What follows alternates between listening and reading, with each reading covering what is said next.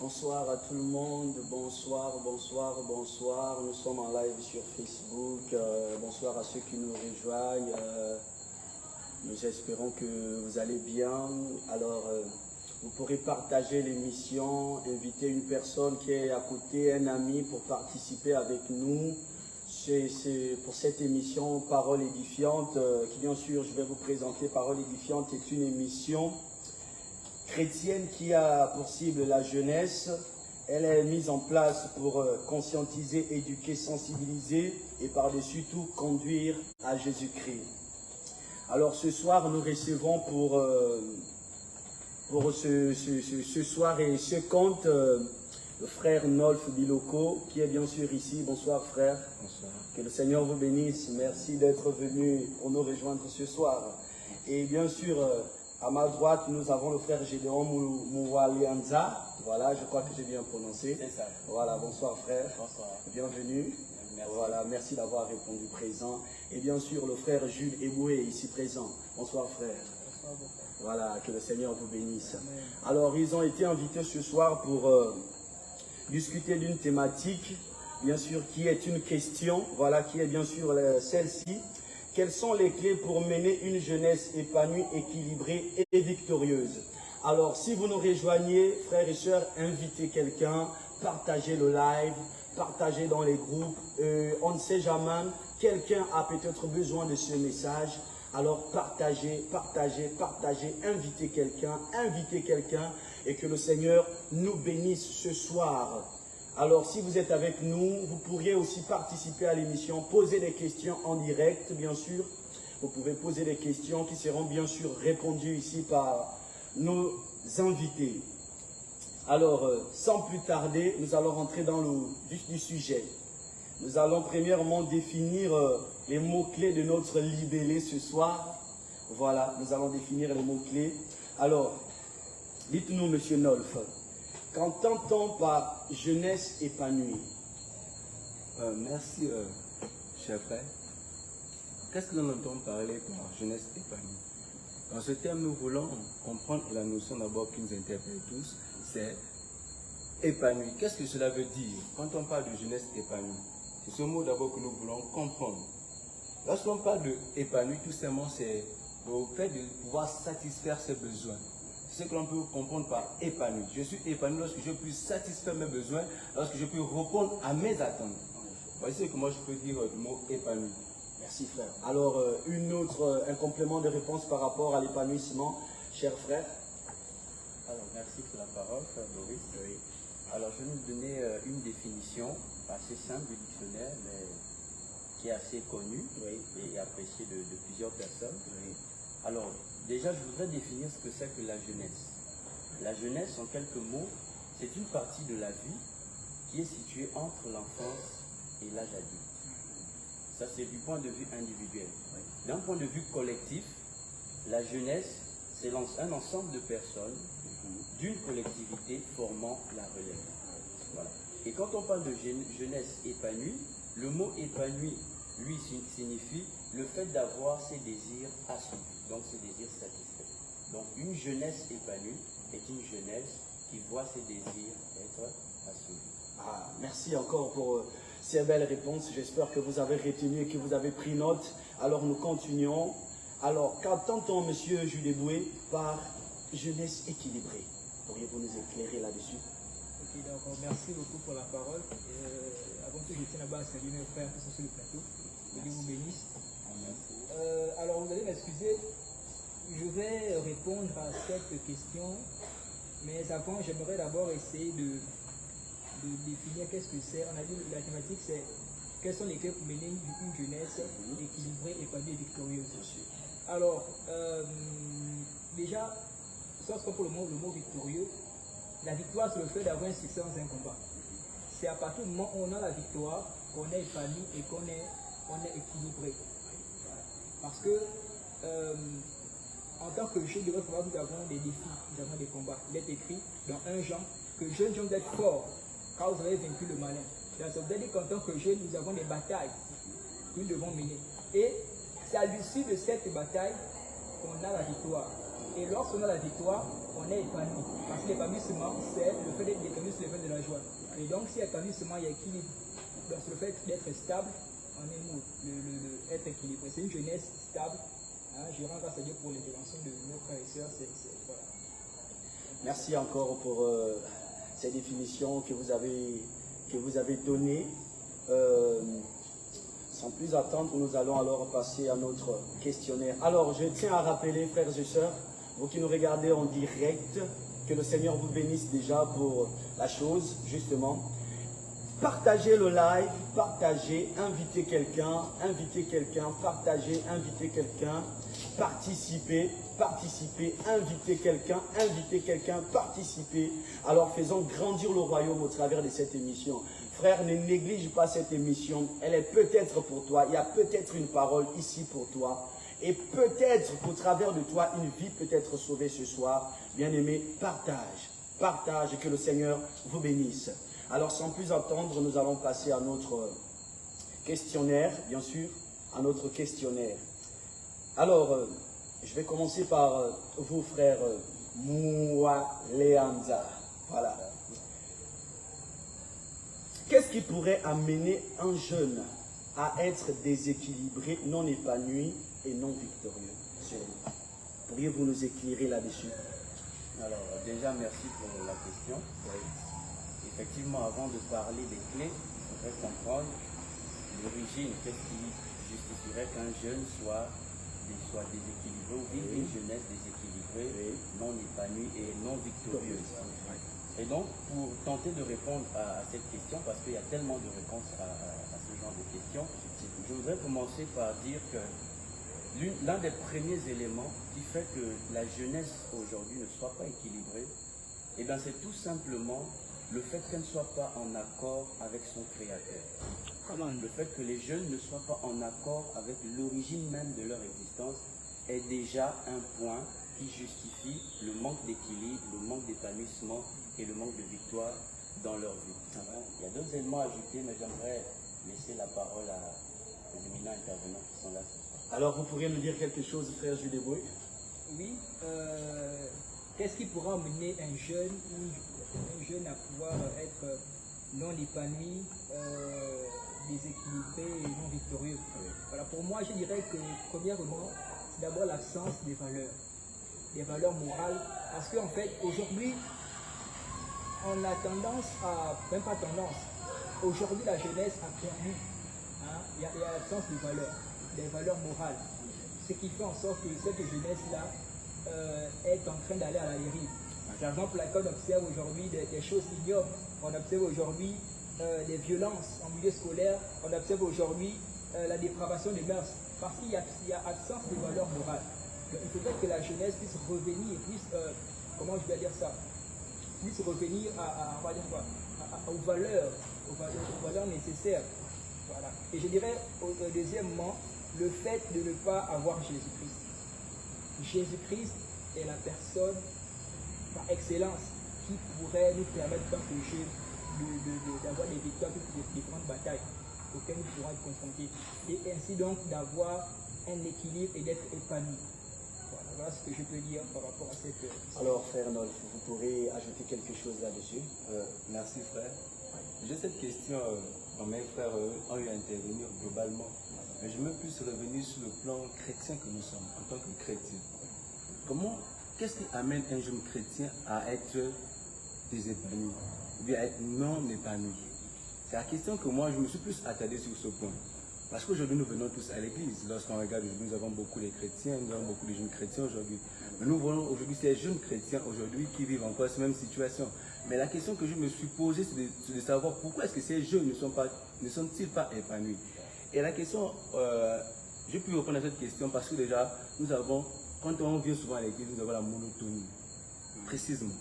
Lorsqu'on arrive par exemple au département de jeunesse, lorsque nous sommes avec des jeunes, on voit concrètement ce qui se passe le dimanche. Quand on arrive, nous avons la prière, nous avons la louange, nous avons l'adoration, après on passe à l'exhortation, puis on passe, on appelle ça aux offrandes, et puis le culte va se terminer. C'est ce qui amène aujourd'hui les jeunes, c'est ce qui amène les jeunes à ne pas être épanouis. Le fait qu'on se rende compte que nous sommes dans la monotonie, ce qui se passe le dimanche, ce qui se passe au milieu jeunesse. Mais par contre, non. On doit diversifier les choses. Si la jeunesse n'est pas diversifiée, si les activités des jeunes ne sont pas diversifiées, on va arriver à ce qu'un jeune ne soit pas épanoui. Voici un peu sur ce cas que moi j'aimerais plus aborder. Merci encore, frère Nolf, pour votre intervention. Alors, je tiens toujours à rappeler à ceux qui nous regardent en direct de partager l'émission, d'inviter une personne, d'inviter une âme, d'inviter un frère, une sœur, pourquoi pas, ton mari à participer à l'émission. Vous pouvez aussi poser des questions en commentaire, justement, qui seront aussi répondues ici par nos invités.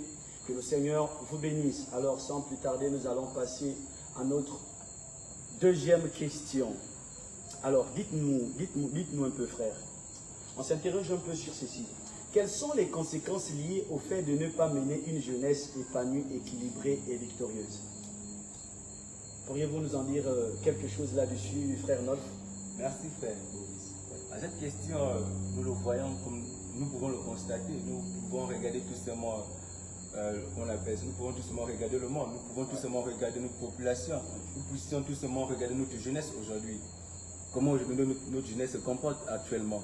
Aujourd'hui, on voit des jeunes aujourd'hui qui font de braquage. Aujourd'hui, on voit des jeunes aujourd'hui qui dérobent. Aujourd'hui, on voit des jeunes aujourd'hui qui se lancent à des stupéfiants. Donc, nous voyons que toutes ces choses sont des résultats à ce que les jeunes ne sont pas épanouis. Tout simplement, comme l'a dit déjà mes prédécesseurs, le fait que les jeunes ne soient pas retenus à la source, ne soient pas retenus au Créateur. Cela amène à ce que les jeunes ne sont pas épanouis. Voici une clé aujourd'hui, c'est de la débauche. On se rend compte qu'aujourd'hui, plusieurs jeunes aujourd'hui se mènent une vie de débauche. Même en étant un chrétien, même en étant un jeune qui va à l'église, pour autant, est un jeune aujourd'hui qui vient à l'église, mais qui mène une vie de débauche. Voici au moins voici aujourd'hui une conséquence aujourd'hui qui résulte aujourd'hui de jeunes qui n'est pas connecté, ou bien de jeunes qui n'est pas épanoui. Frère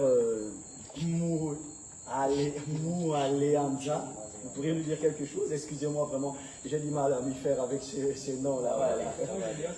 Merci encore. Donc je vais dire Gédéon, il n'y a pas de souci. Alors dites-nous quelque chose là-dessus. Alors, les conséquences du non-épanouissement de la jeunesse. Je vais aller dans le même élan que le frère Nolf, qui a vraiment bien planté le décor. Parce qu'aujourd'hui, on se rend compte effectivement que la jeunesse dans son ensemble n'est pas épanouie, n'est pas victorieuse. Et ça peut se constater qu'on soit en Afrique, qu'on soit en Europe, en Asie, vraiment dans le monde entier. Pour rester dans notre contexte, donc parlons de la jeunesse africaine, d'une part, on se rend compte que tout ce qui est remarqué, tout ce qui est observé, comme il disait, les vices, voilà, la délinquance qui a augmenté, toutes ces choses-là, toutes ces choses-là sont liées. Elles sont liées au fait, déjà, comme je disais, que les gens ne soient pas connectés à Dieu, mais les conséquences du non-épanouissement peuvent pousser quelqu'un à être oisif. Et l'oisiveté ouvre un champ à toutes ces actions qu'il a citées, aux violences, aux drogues, à la débauche sexuelle. On voit des fugues dans les familles, on voit des familles qui se brisent, on voit des enfants qui sortent du serment de leur famille, on voit des enfants qui déshonorent leurs parents, on voit des jeunes qui font honte à leur pays, qui font honte à leur famille. Voilà certaines conséquences. La Bible dit que la parole de Dieu est une lampe, une lumière sur notre sentier. Ça veut dire que lorsque nous n'avons pas la lumière de la parole de Dieu dans notre vie, il y a ce fait qu'on soit totalement égaré. On soit égaré. Et ces conséquences ne s'appliquent pas qu'aux païens. On peut également observer ce genre de choses dans l'Église. Les chrétiens, les jeunes chrétiens, beaucoup de jeunes chrétiens ne sont pas épanouis. Et pour conséquence, ils n'évoluent pas dans leur foi. Ils ne cherchent pas à connaître Dieu véritablement. Ils n'expérimentent pas des choses qu'on peut comparer à ce que les apôtres ont vécu. Donc ils ne vivent pas le tout de la parole de Dieu. D'une part, dans le monde, ça peut se comprendre. Ils sont égarés, ils n'ont pas vraiment connu le Seigneur. Ça peut justifier leurs attitudes. Mais dans l'Église également, les jeunes ne sont pas épanouis par le manque de quête. Le manque de quête. Tout jeune qui se met à la quête de Dieu et qui le rencontre vit une vie épanouie. Amen. Voilà un peu ça. Alors, vous voulez nous dire par là que aujourd'hui, les scandales qui sont dans l'Église peuvent être liés au fait qu'il n'y a pas d'épanouissement, ni d'équilibre, ni de victoire alors? Au niveau de la jeunesse, je dirais oui. Je dis oui, pourquoi? Parce que dans notre... On parlait un peu de l'organisation de l'Église. Dans l'Église, aujourd'hui, la politique mise en place dans le fonctionnement de nos églises n'est pas forcément en faveur de la jeunesse. Et donc, les jeunes, qui sont la force même de l'Église, doivent pouvoir faire sortir ce qui est en eux et l'exprimer afin d'être une bénédiction. Vous savez, il y a une chose simple qui existe, une chose universelle. Lorsqu'on n'arrive pas à être utile, tout de suite, on se rétracte. Oui. Ce sentiment de rétractation fait qu'on ne puisse pas être heureux, parce qu'on ne se sent pas utile dans la société. Ça veut dire que les jeunes ne cherchent plus à être utiles. Et par conséquent, ils ne sont pas épanouis. Ils ne sont pas utilisés par Dieu. Un jeune chrétien n'est épanoui que lorsqu'il est utile pour Dieu et pour les autres. Remarquez, quand vous faites un don à quelqu'un, la personne qui reçoit le cadeau se sent bien. Oui. Et celui qui a donné se sent encore mieux que celui qui a reçu. On dit souvent qu'il y a plus de joie et de bonheur à donner qu'à recevoir. Et nous, justement, en tant que jeunes, notre mission, c'est de donner aux autres. La première chose qu'on doit leur donner, c'est l'évangile. L'évangile qui est théorique par la parole, qui est logos, mais également l'évangile qui est pratique. L'apôtre Paul disait, ma parole ne repose pas sur des mains discours, mais également elle est une démonstration de force et de puissance. Donc une parole bidimensionnelle, non seulement dans le logos, mais également dans le réma, dans la pratique. Voilà. Donc si les jeunes vivent cela, les jeunes chrétiens vivent cela, je pense que bon, nous ne sommes pas là, je fais le lien et j'anticipe même sur la thématique, mais ce sont des conséquences. Il y a la loisiveté, le manque de Dieu fait que les jeunes soient en manque de victoire, en manque d'épanouissement. Merci encore pour votre intervention. Alors, Monsieur Jules Eboué, est-ce que vous pouvez dire quelque chose là-dessus aussi? Ok, d'ailleurs, je rends grâce à Dieu pour l'intervention de mon frère. Ouais. Effectivement, lorsque les jeunes ne sont pas épanouis, lorsqu'il n'y a pas d'épanouissement, les jeunes sont oisifs. Ouais. Ouais. Et c'est ce qui fait en sorte que ces jeunes-là, ça donne aux drogues, ça donne à la violence, à l'immoralité sexuelle et autres. Ouais. Mais aussi, ça fait en sorte que ces jeunes-là soient dans une sorte d'esclavage. Une sorte d'esclavage. Et c'est ce qui explique effectivement ce que j'ai cité là. Parce que, en fait, la Bible dit quelque chose. C'est que celui qui se livre à quelque chose est esclave de quelque chose. Le fait que les jeunes se livrent, lorsque les jeunes sont oisifs, le fait qu'ils se livrent aux vices et aux choses qui sont mauvaises fait en sorte qu'ils soient dans une forme d'esclavage. Et ça fait en sorte qu'ils ne puissent pas avoir épanouissement. Oui. Mais aussi l'échec, parce que le Seigneur, c'est lui qui est capable de donner la victoire. La jeunesse, vous savez, il y a un combat farouche qui se déroule dans ce monde, en faveur de la jeunesse. Et l'enjeu consiste à former ou à déformer le jeune. Oui. Mais il n'y a que Jésus-Christ qui soit capable de donner la victoire. Parce que nous, en tant que chrétiens, nous ne combattons pas pour la victoire, mais nous combattons dans la victoire. Donc, si un jeune n'est pas épanoui, c'est quelque chose qui va aller d'échec en échec. Voilà. Donc, ce que je peux dire par rapport à cela. Merci beaucoup. Merci encore pour vos interventions. Alors, ceux qui nous regardent en direct, que le Seigneur vous bénisse encore. Vous pouvez toujours partager l'émission, partager jusqu'aux extrémités de la terre. Jusqu'aux extrémités de la terre. Partagez l'émission, invitez quelqu'un, invitez un frère, invitez une sœur à prendre part. Car si vous gardez seulement cette chose pour vous, qui sait, le Seigneur va peut-être vous le demander. Parce que vous avez eu la possibilité de partager, mais vous avez, voilà, juste garder la chose pour vous. Partagez et venons discuter ensemble, commenter, dites quelque chose. Et ainsi, nous allons pouvoir, voilà, discuter ensemble, poser des questions qui vont bien sûr être répondues ici. Et sans plus tarder, nous allons entamer notre dernière question, bien sûr. Alors, dites-nous un peu, messieurs. Quelles sont alors les clés pour mener une jeunesse équilibrée, épanouie et victorieuse? Quelles sont alors les clés? Quelles clés pouvez-vous donner à ceux qui nous regardent, à ces jeunes-là qui nous regardent peut-être, actuellement, qui vont peut-être regarder l'émission dans 2 mois, dans 3 mois, dans 1 semaine, dans quelques heures.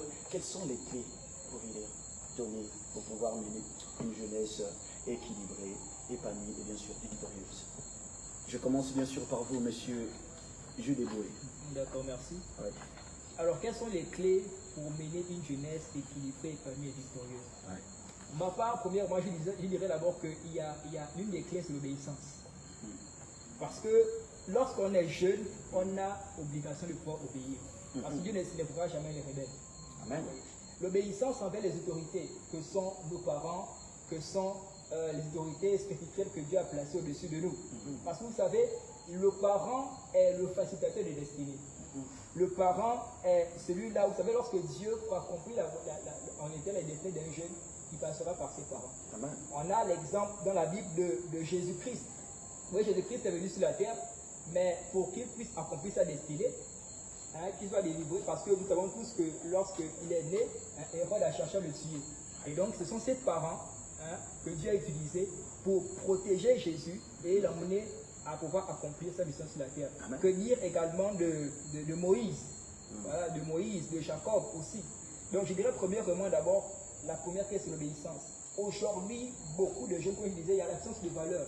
Il n'y a plus de respect pour les autorités, il n'y a plus de respect pour les parents. Vous savez, la prière d'un parent sur ta vie te fera en sorte, t'ouvrira les portes et te permettra de pouvoir accomplir ta destinée et même d'être épanoui dans la vie. Amen. Lorsqu'il n'y a pas, il y a pas cette obéissance-là, il est clair qu'un jeune ne puisse pas connaître le succès dans ces entreprises. Yes. Voilà. Deuxièmement, je dirais le fait de pouvoir identifier l'obstacle devant nous. Et là, je vais m'appuyer sur l'exemple de David. C'est un jeune que j'aime beaucoup. Vous savez, il est devenu victorieux très jeune. Amen. Voilà.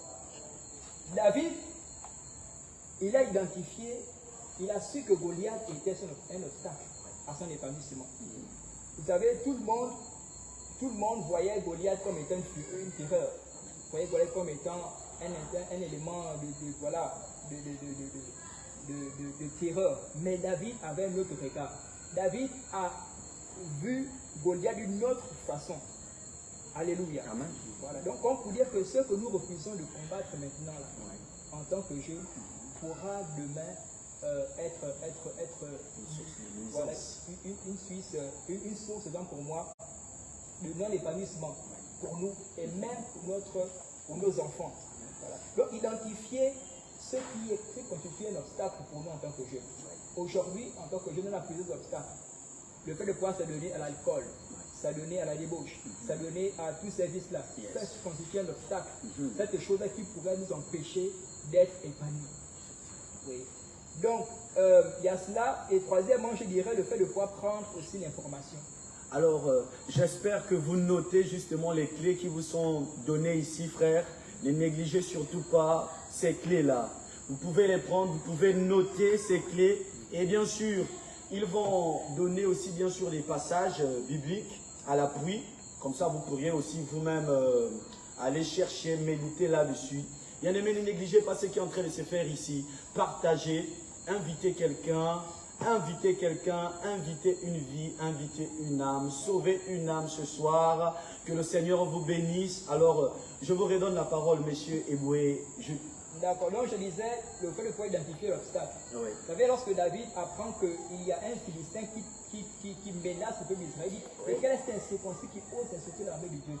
Amen. Il a identifié quel était l'obstacle à son épanouissement. Yes. Et par la suite, il a pris l'information. Parce que lorsqu'il arrive sur le champ de bataille, il demande, que fera-t-on à ce Philistin-là? Yes. Donc, il est important, vous savez, tu peux avoir un obstacle, tu peux avoir un défi. Ouais. Mais si tu ne prends pas les informations pour savoir comment est-ce que tu peux faire pour vaincre, il serait un peu dangereux pour toi. Yes.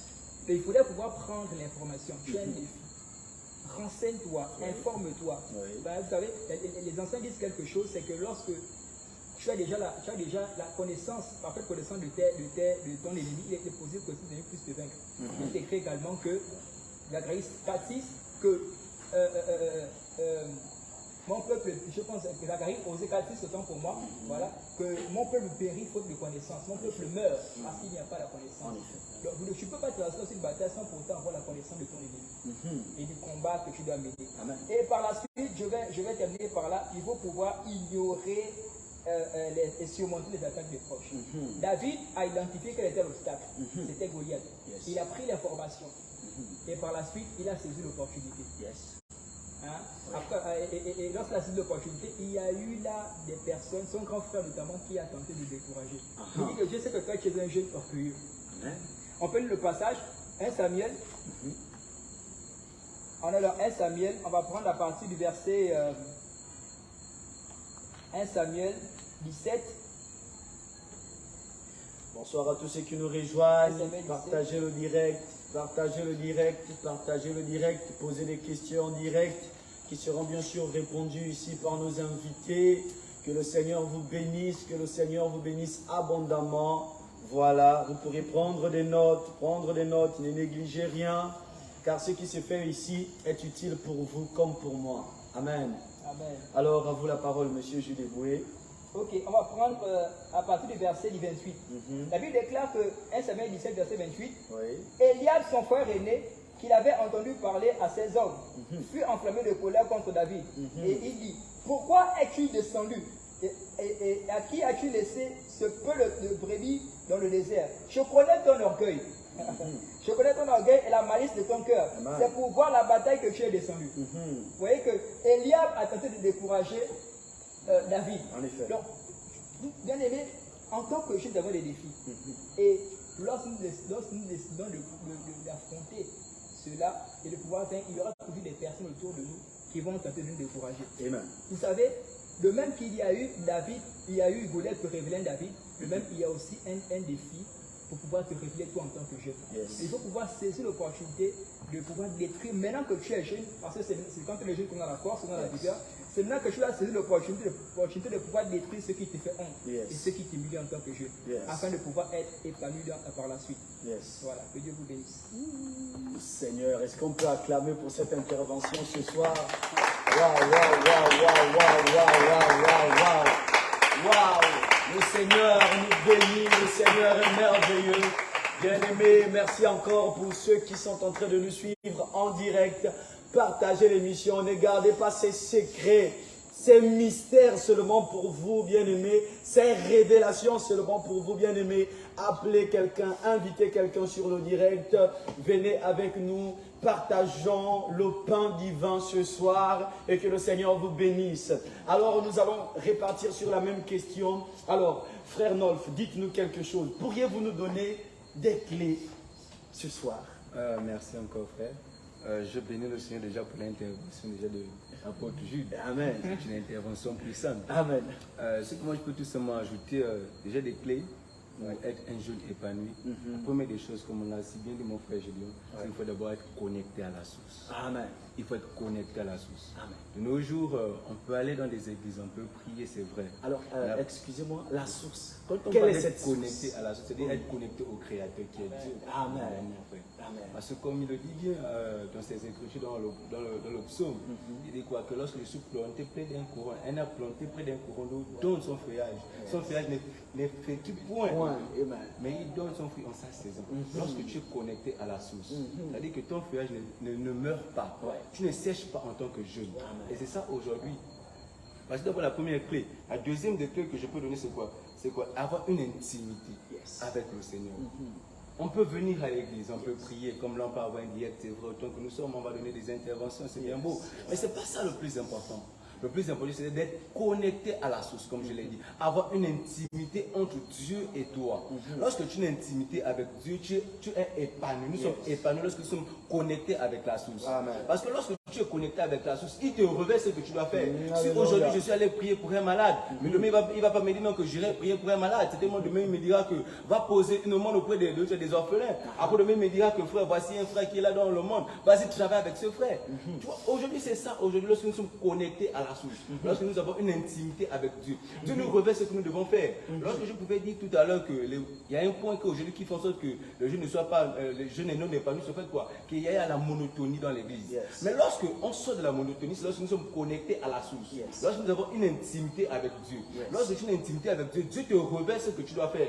Lorsque je me réveille, par exemple, je suis en train de prier à 4 ou à 5 heures du matin. Je dis, Seigneur, qu'est-ce que je vais faire de ma journée? Révèle-moi. Et Dieu te parle. Dieu te dit, bon, voici comment tu vas procéder dans la journée. Et lorsque je sors de là, lorsque je me rends compte que j'ai rempli ça, je suis épanoui. J'ai rempli ce que Dieu m'a donné, je suis épanoui. On peut le vérifier dans Jean 15 à son verset 5. Dans Jean 15 à son verset 5, il nous demande d'être épanoui. Nous devons avoir une intimité avec Dieu. C'est ça aujourd'hui, les jeunes aujourd'hui que nous sommes, nous n'avons pas d'intimité. Nous ne pouvons pas être épanouis. Nous Jean ne pouvons 15, pas... verset 5. Je suis le cep, vous êtes les serments. Celui qui demeure en moi et en qui je demeure porte beaucoup de fruits. Amen. Car sans moi, vous ne pourrez rien faire. Merci Alléluia. frère, merci mon apôtre. Vous comprenez ici que ici c'est l'apôtre Jean qui parle. Et il dit cela à l'église. Que Jésus-Christ est le sarment. Et nous sommes quoi? Jésus-Christ est le cep et nous sommes les sarments. Lorsqu'on coupe le cep, on le jette, le cep pour faire quoi? Il sèche. Mais lorsque nous sommes connectés au cep, on puisse porter des fruits. Aujourd'hui, en tant que jeunes, si nous voulons être épanouis, nous devons être connectés. Et être connectés, c'est avoir une intimité, avoir une relation. Aujourd'hui, les jeunes veulent s'épanouir. Aujourd'hui, on recherche la dimension des apôtres. Aujourd'hui, on cherche les clés des apôtres, mais on n'est pas connecté à la source. Aujourd'hui, on veut parler la langue, mais on n'est pas connecté à la source. Aujourd'hui, on veut faire des prodiges, mais on n'est pas connecté à la source. Amen. Voici aujourd'hui un problème aujourd'hui que les jeunes rencontrent. Alors, excusez-moi pour le dérangement, bien sûr, je sais que vous êtes bien lancé. Alors, c'est ce qui peut faire en sorte qu'aujourd'hui, il y ait beaucoup de faux que de vrais, alors? Frère, merci pour la question. Aujourd'hui, quand on parle de faux et de vrais, c'était déjà annoncé dans la parole. Yes. Le Seigneur avait déjà dit que dans les derniers temps, voici ce qui va arriver. Il y aura des faux prophètes, il y aura des faux pasteurs, il y aura des faux docteurs. Donc aujourd'hui, nous sommes en train de vivre déjà des signes des derniers temps. Aujourd'hui, nous voyons aujourd'hui la jeunesse qui est aujourd'hui d'être déroutée. Aujourd'hui, c'est déjà des signes qu'aujourd'hui, raison pour laquelle j'ai cette thématique d'aujourd'hui. Aujourd'hui, voici cette thématique. Comment aujourd'hui un jeune peut s'épanouir? Comment aujourd'hui les jeunes chrétiens peuvent s'épanouir? Parce qu'aujourd'hui, on se rend compte qu'aujourd'hui, c'est une thématique aujourd'hui qui nous impacte aujourd'hui en tant que jeunes. Aujourd'hui, on se rend compte qu'aujourd'hui, nous avons des faux et des vrais. Parce que quoi, aujourd'hui, ce sont des signes aujourd'hui qui manquent le Seigneur qui va arriver. Aujourd'hui, c'est un signe. Donc, pour raison pour laquelle on voit aujourd'hui des faux et des vrais, parce que ce sont des signes aujourd'hui qui manquent cela. Aujourd'hui, nous avons aujourd'hui des gens aujourd'hui qui veulent être connectés. Aujourd'hui, ils sont obligés d'aller voir des charlatans. Aujourd'hui, ils sont obligés d'aller voir aujourd'hui des Nganga parce que quoi? Ils veulent aujourd'hui recevoir l'autorité, le pouvoir, mais parce qu'ils ne sont pas connectés à la source. Ils ne sont pas aujourd'hui dans l'intimité avec Dieu. Amen. Alors pour poursuivre encore aujourd'hui un troisième point que je voudrais qui puisse encore nous amener encore à être connectés à la source, c'est quoi? C'est la communion fraternelle. Aujourd'hui en tant que chrétien, aujourd'hui on a plus de communion fraternelle. Oh, aujourd'hui parce que j'étais étonné frère, lorsque j'ai des enseignants, lorsqu'ils m'ont vu aujourd'hui faire le programme avec mon apôtre ici, l'apôtre Jude, ils m'ont posé la question, mais est-ce que vous priez dans la même église? J'ai dit non, je ne prie pas dans la même église que lui. Lui aujourd'hui il a racheté des Christ, le racheté de Dieu. Moi aujourd'hui je suis à la compassion des Christ.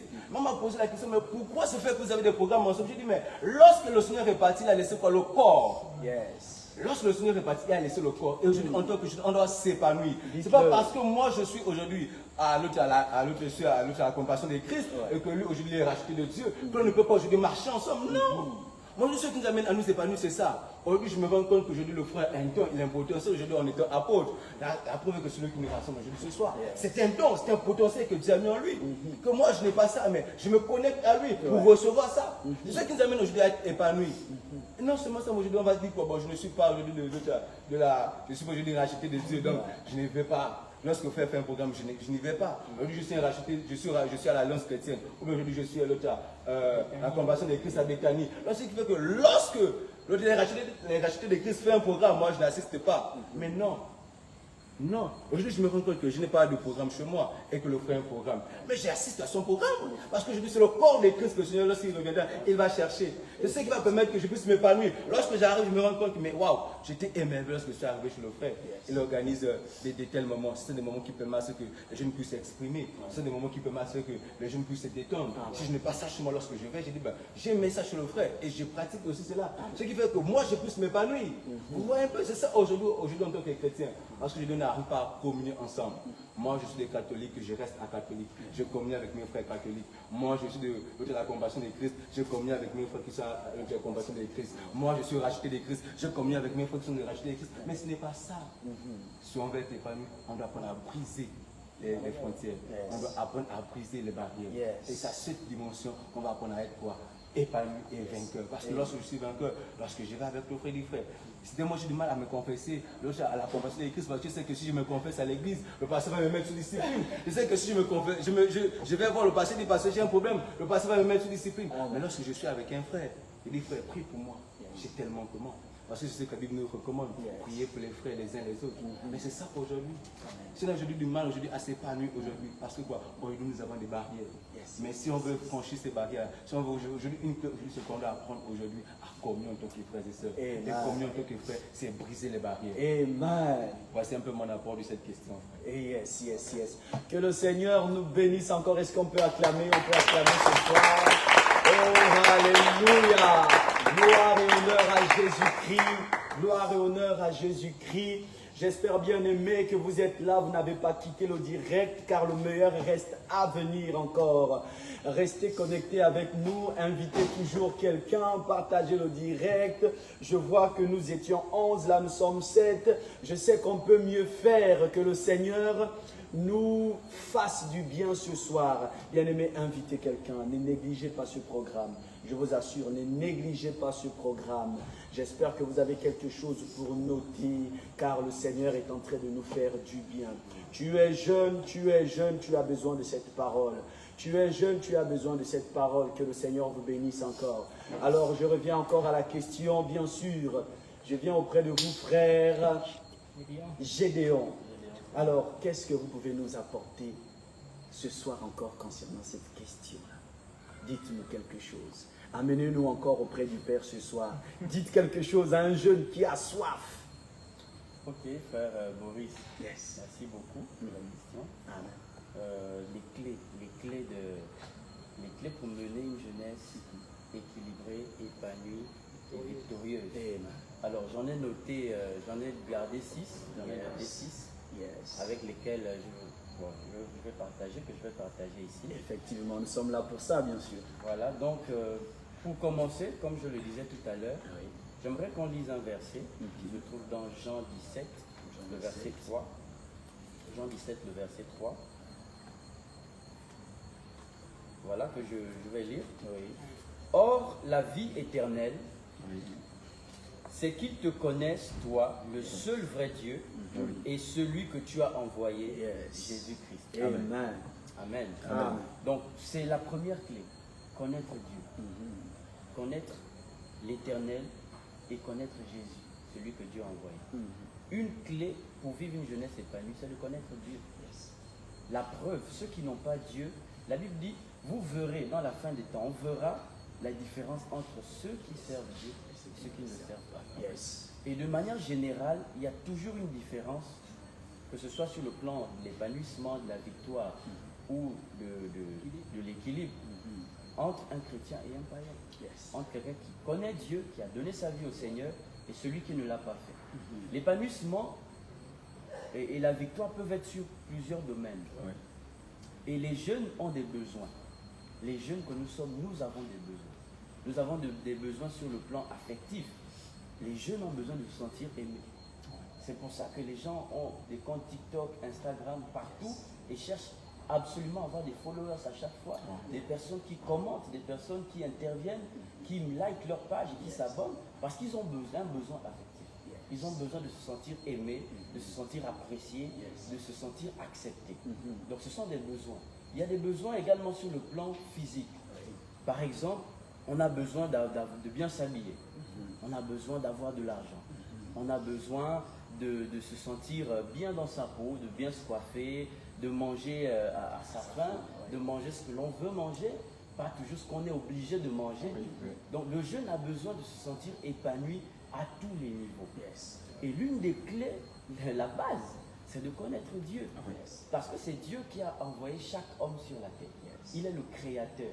C'est vrai que la théorie de Darwin nous dira que l'homme a évolué. Voilà, et puis, mais on se rend compte que pour nous les croyants, l'origine de l'homme c'est Dieu. C'est la parole de Dieu.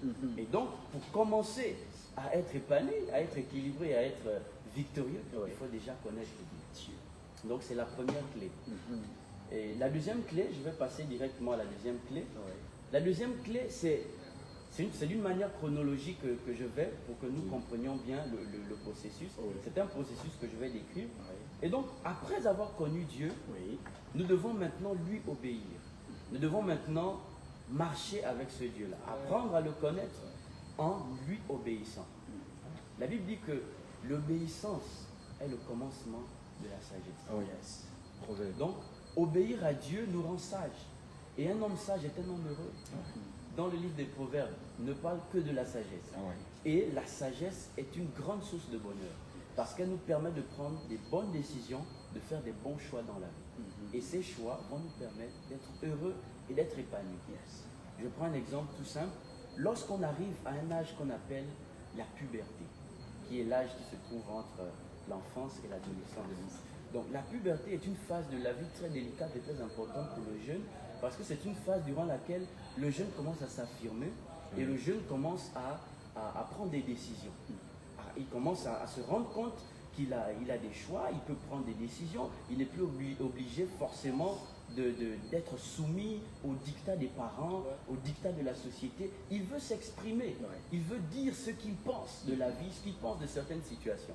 Donc, à ce stade, il y a souvent des choix à faire. Et entre un sage et un insensé, la différence sera tout de suite vue dans les conséquences à ces choix-là. Par exemple, le choix de commencer une vie sexuelle active, alors qu'on n'est pas dans les conditions normales, celui qui décidera de s'abstenir, ben, il vivra les conséquences de l'abstinence. Celui qui décidera aussi de commencer sa vie sexuelle active, vivra aussi les conséquences. Et ces conséquences sont bidimensionnelles sur le plan spirituel, mais également sur le plan physique. Donc, rien que sur ce point, nous pouvons voir que l'obéissance à Dieu est une grande clé. Est une grande clé qui nous emmène à prendre des bonnes décisions, à faire des bons choix dans la vie.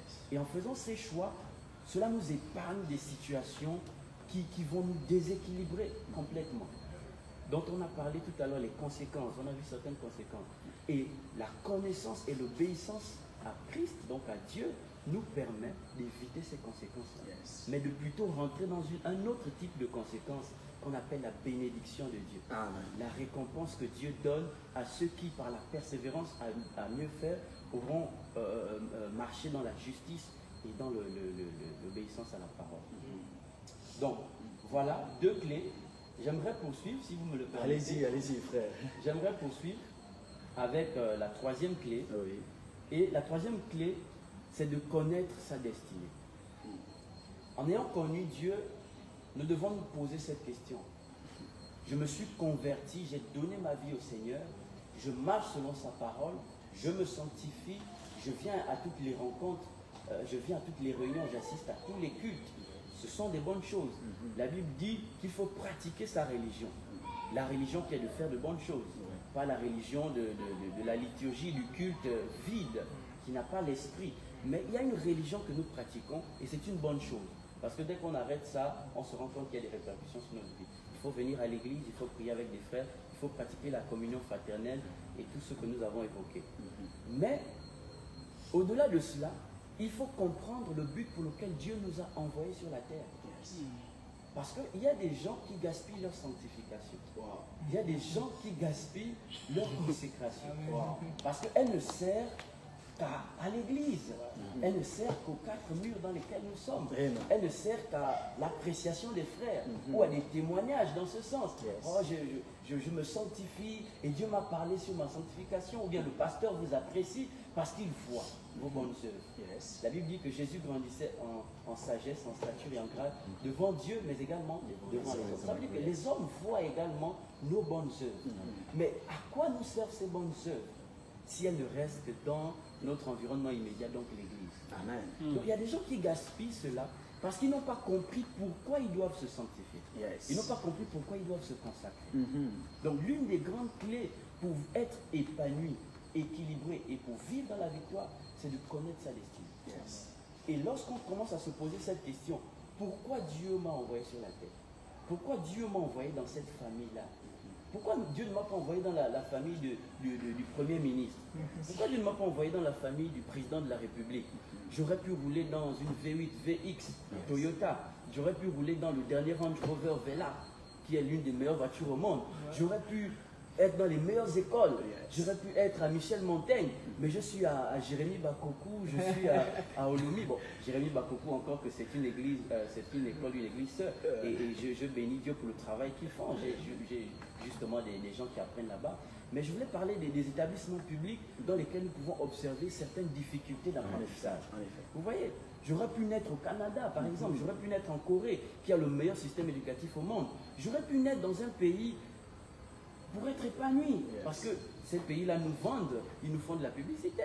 Et tout le monde veut aller vivre en France, veut aller vivre en Europe, parce qu'ils vendent leur pays. Et ils nous montrent un aspect d'un pays épanoui. Est-ce que vous voyez un peu?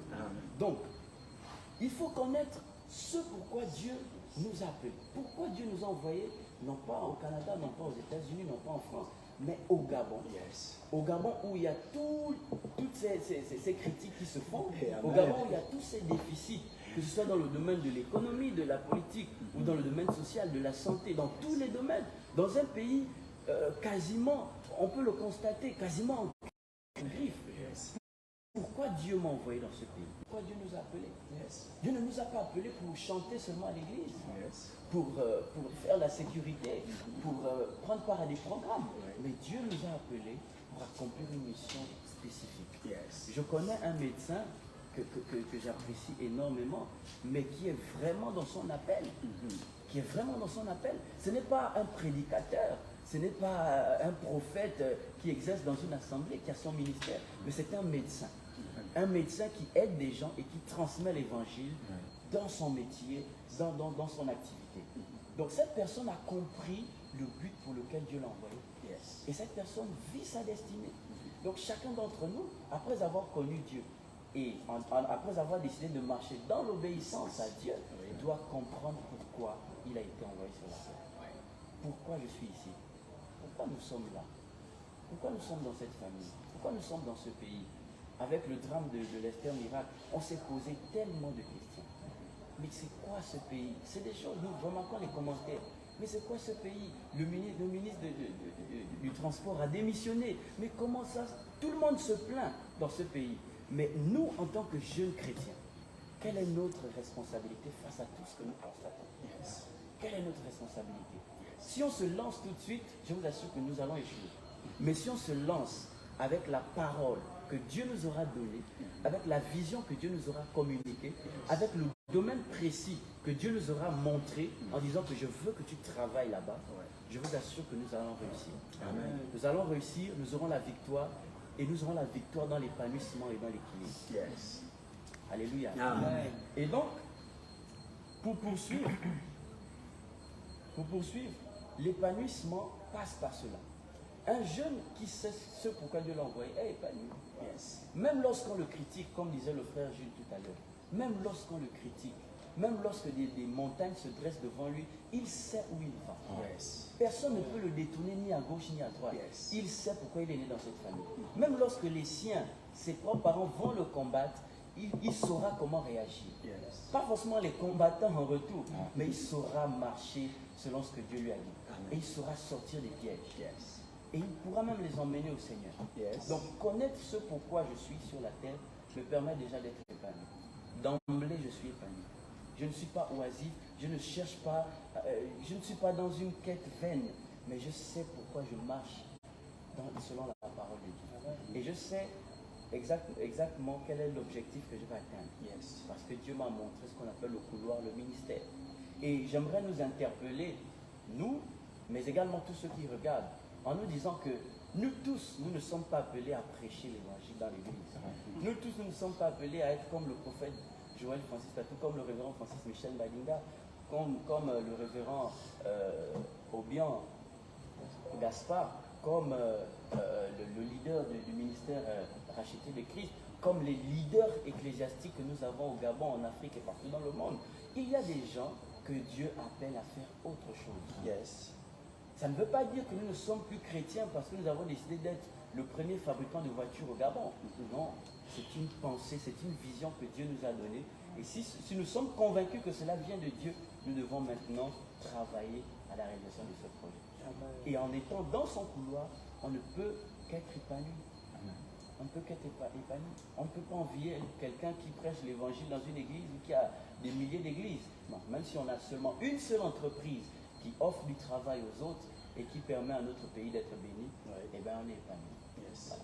Le docteur dont je parle a une clinique ici au pays et je vous assure que c'est une personne épanouie. Quand vous la regardez, vous savez qu'elle est dans ce pourquoi Dieu l'appelle. Alléluia. Amen. Donc j'aimerais poursuivre si le frère. Allez-y, frère, allez-y, frère. Oh, on a tellement de plaisir à vous écouter. Allez-y. Gloire à Dieu, gloire soit rendue à Dieu. Amen, amen. Il y a également le fait de s'impliquer dans la cité. Yes. En tant que chrétien, il faut s'impliquer dans la cité. Je disais il y a quelque temps à quelqu'un que tu es chrétien. Nous sommes chrétiens, c'est vrai. Mais n'oublions pas que toutes ces choses-là, le monde dans lequel nous sommes, va passer un jour. Yes. Tout ce qui existe mourra, sera détruit. Mais nous serons devant notre Dieu et nous devons lui rendre des comptes. Yes. Nous devons dire à Dieu, voici ce que tu m'as donné à faire et voici ce que j'en ai fait. Yes. La parabole des talents nous le montre clairement. Dieu nous a donné à chacun quelque chose et il faut pouvoir l'exploiter pour être en bénédiction aux autres. Yes. Et donc, il faut s'impliquer dans la société. C'est une clé de l'épanouissement. Yes. Pourquoi? Elle a deux dimensions. Premièrement, parce qu'en m'impliquant dans la société, je bénis les autres. Je suis en bénédiction aux autres. Ouais. Je fais du bien aux autres. C'est quoi s'impliquer dans la société? Eh bien, c'est premièrement aller dans Matthieu 28, le verset 19 à 20. Matthieu 28, verset 19 à 20. S'impliquer dans la société. Matthieu 28, verset 19 à 20. Oui. Bonsoir, bonsoir à tout le monde encore. Bonsoir à ceux qui nous rejoignent. Que le Seigneur vous bénisse. Invitez quelqu'un. Soyez bénis. Invitez quelqu'un. J'espère que vous notez les clés qui nous sont données ici par nos frères. Oui, ce sont des jeunes comme vous. Oui, c'est un jeune comme toi qui est en train de nous regarder en direct. Il sert le Seigneur. Il te donne des clés. Ne néglige pas parce qu'il est peut-être plus jeune ou bien peut-être parce que c'est un jeune comme toi, frère. Frères, sœurs bien-aimés, que le Seigneur vous bénisse encore. Invitez quelqu'un. Continuons, frère. Nous vous suivons. Matthieu 28, verset 19 à 20. Oui. Merci. Allez, faites de toutes les nations des disciples, les baptisant au nom du Père, du Fils et du Saint-Esprit, Amen. et enseignez-leur à observer tout ce que je vous ai prescrit. Et voici, je suis avec vous tous les jours jusqu'à la fin du monde. Merci, frère Jude. Donc, la première chose dans l'implication dans la société, dans le fait de s'impliquer dans la société, c'est de répandre l'évangile. Yes. Il faut prêcher l'évangile. Il faut prêcher l'évangile non seulement par un message théorique, mais aussi par notre vie, par notre façon de vivre notre foi, Yes. par notre consistance, notre pertinence dans notre foi. Parce qu'on critique beaucoup les chrétiens aujourd'hui, parce qu'on se dit, bon, la Bible dit une chose et ils vivent une autre. Il faut déjà prêcher l'évangile par sa personnalité, par son accoutrement, par son langage, par ses choix, par ses décisions, par même sa façon de parler, de s'habiller, par ses choix dans la société. Donc, répandre l'évangile, annoncer, prêcher l'évangile, c'est une clé de l'épanouissement. Pourquoi? Parce qu'il y a tellement de bénédictions attachées au fait de prêcher l'évangile. Il y a tellement de bénédictions. L'apôtre Paul a dit, malheur à moi si je ne prêche pas l'évangile. Ça veut dire qu'il y a une malédiction qui est attachée au fait de ne pas prêcher l'évangile. Yes. Mais à contrario, il y a une bénédiction attachée au fait de prêcher l'évangile. Donc, c'est une grande clé de l'épanouissement, de l'équilibre et de la victoire quand on est jeune. Amen. Prêcher l'évangile. Et prêcher l'évangile dans la cité, c'est un moyen pour être épanoui. Et donc, sur le plan de l'évangile, il faut prêcher l'évangile. Mais dans la cité, il y a l'évangile parlé, il y a l'évangile annoncé par la parole de Dieu, mais également un évangile pratique. Et j'avais annoncé ça tout à l'heure, que le fait de s'impliquer dans la société suppose quoi? Suppose, frère Jules, que je dois prendre la destinée prophétique attachée à ma vie. Jérémie dit, avant que je n'eus été formé, avant que je ne sois dans le ventre de ma mère, Dieu me connaissait, il m'avait établi prophète des nations. Donc il m'avait déjà donné un mandat. Il m'avait déjà donné un mandat avant que je ne vienne. Maintenant, en venant sur la terre, il y a comme une mort. En fait, la Bible dit, quand la Bible dit avant que nous ne soyons, avant que je ne t'eus formé, je t'avais déjà établi. Ça veut dire que nous existions déjà avant d'avoir un corps. Yes. Nous existions déjà. La Bible dit que nous sommes esprits, nous avons une âme et nous vivons dans un corps. Donc nous sommes des êtres tridimensionnels. Et donc, notre esprit existait déjà avant que notre corps ne soit formé. Yes. Et notre esprit avait déjà emmagasiné la mission de Dieu. Est-ce que vous voyez? Notre esprit avait déjà la mission de Dieu emmagasinée à l'intérieur. Et donc, en naissant, donc en venant sur la terre, nous sommes sur la forme d'enfant. Et l'enfant a comme oublié tout ce que Dieu lui a dit dans le monde spirituel avant qu'il ne naisse. Mais c'est en se convertissant, en donnant sa vie à Christ, que ces choses nous sont rappelées, que ces choses nous reviennent à l'esprit. Et ces choses sont inscrites dans la parole. En lisant la parole, nous rentrons en connaissance avec la pensée de Dieu et notre esprit se réveille. La parole de Dieu active notre mémoire spirituelle qui nous rappelle ce que Dieu nous a dit lorsque nous étions qu'à deux. Nous n'avons pas encore de corps. Nos parents ne s'étaient même pas encore rencontrés. Donc la parole active ces choses et la vision dont je parlais tout à l'heure, la destinée se dessine. Et le fait de s'impliquer dans la société arrive à quel moment? Cela arrive au moment où nos rêves, parce qu'après être nés, nous sommes dans un environnement, nous sommes dans un pays. Et à la vue de cet environnement, il y a des rêves qui nous viennent. Oh, quand je regarde mon pays, le Gabon, j'aimerais être ministre de la République. Quand je regarde ce pays, j'aimerais être un grand entrepreneur dans ce pays.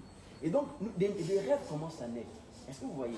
Et les rêves commencent à naître. Et lorsque la destinée que Dieu nous a préparée rentre en contact avec nos rêves et s'aligne parfaitement avec la volonté de Dieu, là nous pouvons nous impliquer dans la société. Là nous pouvons être une bénédiction pour la société, pour la cité dans laquelle nous sommes. Parce que Jérémie 29, verset 7, si on peut lire. Jérémie 29, verset 7. Jérémie 29, verset 7. Je vais paraphraser, sinon on peut lire le texte. Jérémie 29, le verset 7. C'est un verset qui m'a fait réaliser combien il est important que nous nous impliquions dans la société. Pas seulement parce que c'est un ordre, mais nous allons découvrir pourquoi. Jérémie 29, verset 7. J'y suis. Ok, homme de Dieu. La Bible déclare ceci. Recherchez le bien de la ville où je vous ai mené en captivité, c'est ça? Oui, c'est ça, c'est bien ça. Et priez l'Éternel en sa faveur, parce que votre bonheur dépend du sien. Alléluia. Amen. Recherchez le bien de la ville où je vous ai envoyé, où je vous ai mené en captivité, et priez l'Éternel en sa faveur. Pourquoi? Parce que votre bonheur dépend du sien. Ça veut dire que l'environnement dans lequel nous sommes, notre bonheur dépend du bonheur de cet environnement. Le pays dans lequel nous sommes, si nous le regardons juste comme ça, nous le voyons dépérir, nous le voyons multiplier les scandales, nous le voyons multiplier les problèmes multisectoriels, nous le laissons continuer dans cette voie. En tant que chrétien, je m'adresse aux enfants de Dieu, loin de son esprit et ayant sur eux le mandat. Si nous ne nous impliquions pas, nous impliquions pas dans le bien de notre cité, le bien de notre environnement, notre bonheur ne sera pas parfait. Nous l'avons lu tout à l'heure. Notre bonheur, notre équilibre, notre épanouissement, notre victoire dépend de l'état de l'environnement dans lequel nous sommes. C'est pourquoi nous devons nous impliquer dans la cité. Nous devons nous impliquer dans la vie du Gabon. Nous devons nous impliquer dans le fonctionnement du Gabon. Nous ne pouvons pas laisser le Gabon continuer d'être mené de la sorte.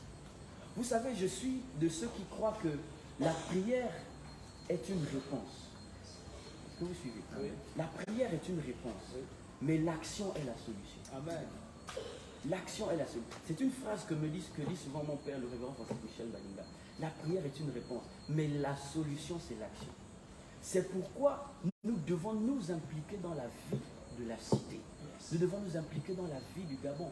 Parce que si nous vivons notre vie de chrétien dans l'église, nous allons nous épanouir à un certain niveau. Mais pas notre épanouissement ne sera pas parfait. Pourquoi? Parce que notre bonheur dépend également du bien de la cité. Et cela consiste à quoi? Cela consiste en quoi? Si je suis élève, si je suis étudiant, si je suis entrepreneur, je dois pouvoir emmener le royaume de Dieu dans ce que je fais. en tant qu'élève, en tant qu'étudiant, je dois travailler en me disant que je suis dans l'entreprise divine. Je suis dans l'entreprise divine. Si je suis un juriste, je dois travailler pour le royaume. Je travaille pour le royaume dans le cabinet ou bien à la Cour constitutionnelle. Je suis un représentant de Dieu sur la terre à la Cour constitutionnelle. Amen.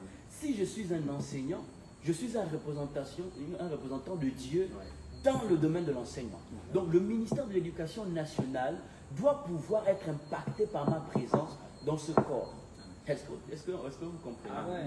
Donc si je suis dans le domaine de la santé, je dois pouvoir apporter un réveil dans le domaine de la santé. Je dois pouvoir apporter un réveil là-bas.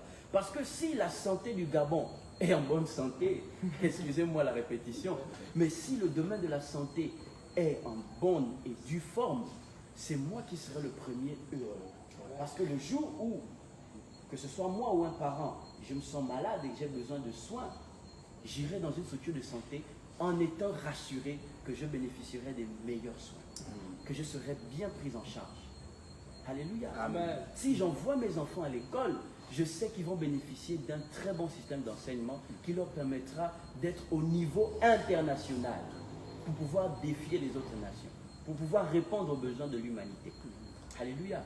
Donc, vous comprenez que nous ne pouvons pas être totalement épanouis si nous ne travaillons pas dans la cité, si nous ne nous impliquions pas dans la vie de notre pays, dans la vie de notre environnement, dans la vie de notre quartier, dans la vie de notre école. Nous devons pouvoir apporter des changements. Et j'aimerais même lancer un appel en disant aux jeunes que vous savez, l'une des définitions que j'ai données de la jeunesse, je l'ai trouvée dans le Larousse d'ailleurs, le dictionnaire Larousse, c'est l'ensemble de personnes jeunes d'une collectivité formant la relève. La jeunesse que nous sommes, nous formons la relève.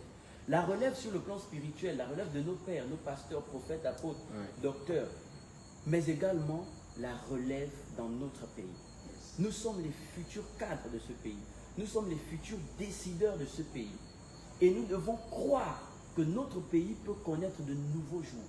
Nous devons croire que notre pays peut vivre une autre destinée que celle que le monde des ténèbres veut nous faire croire.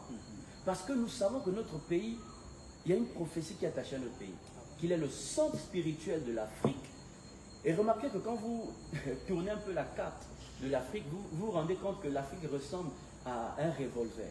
Et que le Gabon est exactement positionné à l'endroit de la gâchette. Donc nous sommes un point culminant du dernier réveil des nations. J'aimerais poursuivre pour le temps qui avance en disant qu'au-delà d'être impliqué dans la cité, cela nous impose de travailler. Cela nous impose d'être excellent dans tout ce que nous faisons. Et cela nous emmène, je pense, à la quatrième clé, le travail. J'aimerais que l'on lise un verset, Proverbe 12 au verset 27. Proverbe 12 et verset 27. Au verset 27. Proverbe 12 au verset 27. Alors, il est écrit: le paresseux ne rôtit pas son gibier, mais le précieux trésor d'un homme, c'est l'activité.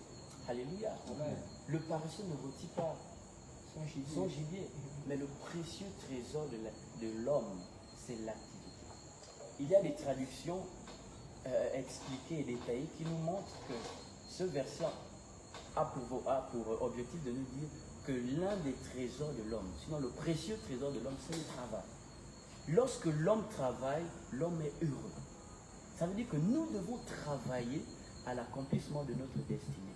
Nous devons travailler pour changer la face des nations, pour changer la face de notre pays. Et c'est pourquoi je bénis Dieu pour l'un des axes de la vision du centre d'évangélisation Béthanie, sinon des églises, qui est le fait de travailler à la restauration et à la guérison des nations. C'est un des axes de la vision de Béthanie. Et cet axe est vraiment en conformité avec ce verset. Nous devons, avec le verset de Jérémie 29, nous devons nous impliquer et travailler de manière excellente. Parce qu'en tant que chrétiens, la Bible dit dans Matthieu 5, le verset 13, que nous sommes le sel de la terre, nous sommes la lumière du monde. Donc dans quelque domaine que nous soyons, nous devons pouvoir travailler de manière efficace et de manière excellente. pour pouvoir être des hommes et des femmes que Dieu pourra utiliser aisément. Vous savez, c'est un mal que de croire que parce que je suis chrétien, Dieu va me confier les plus grandes tâches. Non. Dieu confie les plus grandes tâches aux travailleurs. Dieu confie les plus grandes tâches à ceux qui se mettent au travail pour le royaume de Dieu. Alléluia. Amen. Je vais terminer en évoquant l'un des derniers points, l'une des dernières clés, c'est le fait d'avoir des objectifs dans la vie. C'est également une source de bonheur et une source de joie, une source d'épanouissement et d'équilibre. Lorsqu'on a des objectifs à tous les niveaux, nous devons avoir des objectifs. Un objectif final, mais qui est découpé en petits objectifs. Un objectif à long terme, découpé en des petits objectifs à court terme. Par exemple, l'un des besoins, je disais tout à l'heure que les jeunes ont des besoins. Et nous avons des besoins sur le plan physique. Je taquinais mon frère Jules la dernière fois en lui disant que frère, bientôt c'est ton VX qui sera garé là dehors. Et il souriait comme il sourit en ce moment. Et toutes ces choses-là, tous ces besoins que nous avons, spirituels, physiques, matériels, financiers, nous ne pouvons les obtenir que si nous fixons des objectifs. Le chrétien n'est pas que... Aujourd'hui, les mentalités ont changé, les paradigmes ont changé. Le chrétien n'est pas que celui qui prie, celui qui vient au culte. Le chrétien est également celui qui s'implique dans la société. Parce qu'il se rend compte que son bonheur dépend du bien de la société. Donc, le chrétien doit pouvoir se fixer des objectifs. Je regarde un homme qui m'inspire beaucoup sur Internet. Je vais donner son nom ici, Philippe Simon. Philippe Simon était un entrepreneur sur la toile, sur les réseaux. Il a une page Facebook, une page YouTube également. Et c'est un homme qui a compris des secrets pour être épanoui dans la société. C'est un entrepreneur millionnaire. C'est un entrepreneur vraiment multi-sectoriel. Il a investi et c'est un coach également. Et j'ai la joie de dire que c'est un frère dans la foi. C'est un chrétien, c'est un enfant de Dieu. Et c'est un enfant de Dieu qui a compris certains mystères des finances, certains mystères de l'abondance, de la bénédiction de Dieu. La bénédiction de Dieu, nous l'avons vu dans Éphésiens, est déjà donnée. Nous avons été bénis de toutes sortes de bénédictions spirituelles dans les lieux célestes. Mais ces bénédictions ne peuvent pas rester dans les lieux célestes, elles doivent venir sur la terre pour que nous puissions en jouir. Et pour en jouir, il y a une stratégie. Il y a des objectifs et il y a une stratégie. Et nous devons pouvoir nous fixer des objectifs et développer ces stratégies-là. Vous savez, dans chaque domaine de la vie, Dieu a laissé des clés, Dieu a laissé des stratégies, Dieu a laissé des méthodes. Et nous devons nous impliquer dans ces domaines-là. Si j'entreprends et je prêche également l'évangile, je pourrais, pour combler certains besoins, me construire une maison, je pourrais m'acheter une voiture, je pourrais régler mes factures, je pourrais voyager et réaliser mes rêves. Mais si je n'ai pas d'objectif de vie, si je viens seulement prier et assister au culte tous les dimanches, à répondre présent à toutes les convocations, et que je n'ai pas des objectifs sur le plan personnel, sur le plan de ma destinée, Dieu me demandera des comptes. La Bible dit, il y en a qui viendront et qui diront, mais j'ai chassé des démons, nous avons chassé des démons, nous avons prié pour des malades, nous avons fait tellement de choses pour toi. Mais Dieu leur dira, allez loin de moi, je ne vous ai jamais connu. Parce que sur le plan personnel, il y a également des choses à faire. Il n'y a pas que sur le plan communautaire de l'Église, il y a également des objectifs personnels que nous devons accomplir. Et chacun d'entre nous devrait se battre à réaliser sa destinée correctement. Donc voilà ce que je peux dire pour donner quelques clés. Wow.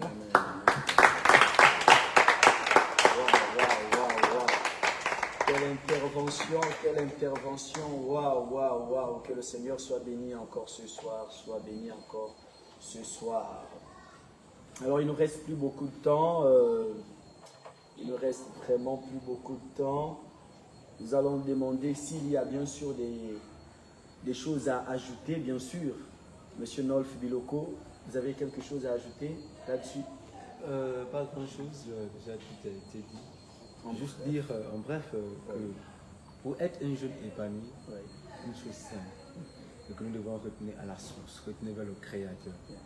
En retenant vers le Créateur, de tout ce que nous avons eu à dire ici, nous serons épanouis, nous aurons la victoire et nous serons équilibrés. Nous pouvons tout faire, mais à moins de choses à faire, d'être connectés à la source qui est Jésus-Christ de Nazareth. Est-ce qu'on peut acclamer? On peut acclamer. Alors, pour vous qui étiez avec nous, bien sûr, vous avez reçu toutes les clés qui ont été données ici par le frère Jules Deboué, par le frère Nolf, par le frère Gédéon. J'espère que vous avez pu les noter quelque part, les versets bibliques y compris. Que le Seigneur vous bénisse. Alors, avant que nous ne puissions nous séparer, dites-nous, frères, est-ce que vous avez des conseils à apporter, en bref, à cette jeunesse-là, à cette personne qui nous a regardés ce soir, frère Jules? Ok. Mon plus grand conseil, déjà, c'est pour l'endroit de toutes les personnes qui nous suivent et qui n'ont pas encore reçu le Seigneur Jésus-Christ. Parce que le but de cette émission-là, et de tout ce que nous faisons d'ailleurs pour Dieu, c'est de pouvoir sauver les âmes. Voilà, c'est le but principal, de pouvoir sauver les âmes. Jusqu'ici, tu es jeune, tu me suis jusqu'ici, tu ne connais pas le succès de ce que tu entreprends, tu n'es pas épanoui. Sache que il te manque quelque chose, et c'est Jésus. Et j'aimerais te recommander, vous savez, le plus grand choix qu'un Dieu puisse faire dans sa vie, d'abord la jeunesse, comme mon frère le dit si bien, c'est la meilleure période d'un individu. La meilleure période. Et le mois de la jeunesse, c'est le moment pendant lequel nous ferons des choix. Et le choix le plus important que Dieu puisse faire dans sa vie, c'est de pouvoir accepter Jésus. C'est pour son plus grand bien. Donc, j'aimerais t'interpeller, toi qui me suis, qui n'a pas encore reçu Jésus, de pouvoir l'accepter maintenant. Voilà.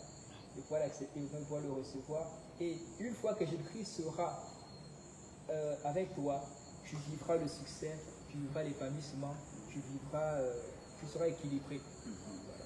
Donc si vous me permettez, j'aimerais prier pour toutes les personnes qui me suivent, tu n'as pas encore reçu Jésus-Christ. J'aimerais que tu puisses simplement répéter ces paroles après moi. Je dis, Seigneur Jésus, je te bénis pour ta parole. Je te bénis pour cette émission.